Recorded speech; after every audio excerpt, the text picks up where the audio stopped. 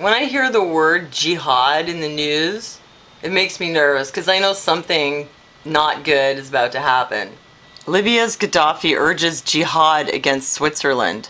Well, Muammar Gaddafi is urging people to actually boycott Swiss products, well, people in the Middle East, to boycott Swiss products and not let Swiss planes and ships come into harbor or airport in Middle Eastern countries, because Switzerland has banned the construction of minarets.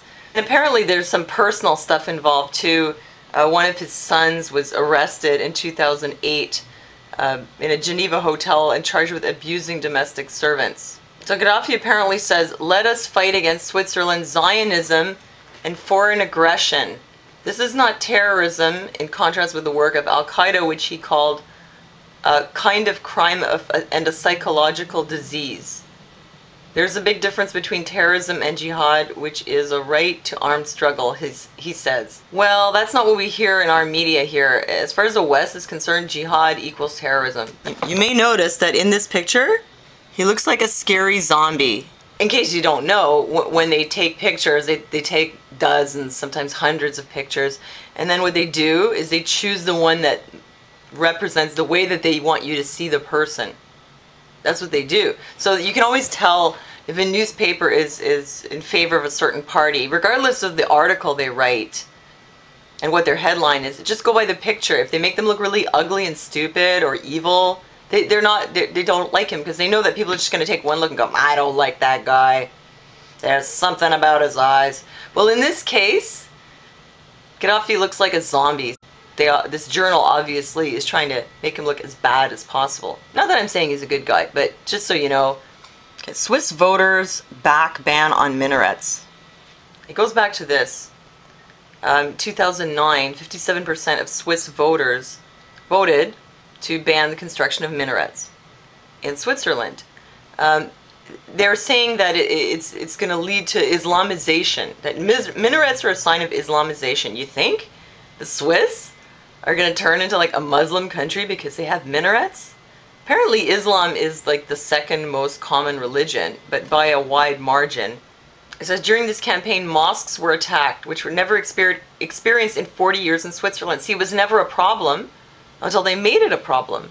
Islamophobia has increased intensively. Surprise, surprise. So they're getting rid of the minarets because they're afraid that Sharia law is going to take over Switzerland. You think Hans in his lederhosen is going to be carrying a Quran under his arm and telling Heidi to put a veil on her face because there's a minaret in the town? I don't know. They've been warned, they were warned at the time not to do this, that it would have repercussions, and surprise, surprise, it is. France moves toward partial burqa ban. See, it's not just the Swiss. This is like commonplace now. In France, they're moving towards banning burqas, so they're going about it incrementally.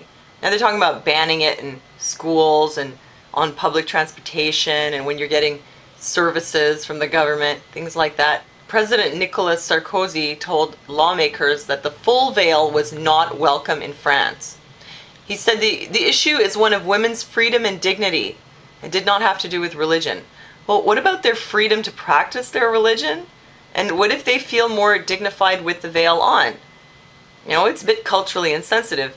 They always assume that whatever way they do things in any particular country is the right way to do it. So in Switzerland, you don't wear, France, Switzerland, the Western world, you don't wear a veil. So those women must be being oppressed. They can't possibly want to have that thing over their head. You know, if they're walking around like some tribal people do with their breasts showing, they must be being oppressed. You can see their breasts. They got a veil, oppressed. But to have E-cup implants and 3-inch fingernails that you can't dial a phone with and 6-inch heels that you can barely walk in, that's okay. That's the modern way. That's the way we do it in the West. So I don't like this because I'm all for freedom of religion, and I think if you start to ban minarets, what else are you going to ban? Why don't you just go ahead and ban the mosque? You know what? While you're at it, let's ban the churches too. Oh wait, does it work like this? You have freedom of religion as long as you don't make too much noise. Ban the minarets. And the Hare Krishnas. Don't forget the Orthodox Jews. They're rowdy on Fridays. Or is it that you have freedom of religion as long as you're not a Muslim? But Muammar Gaddafi's a crazy guy. And he wants jihad. So what does that mean? New World Order is going to go into Libya? When I hear jihad, it makes me nervous.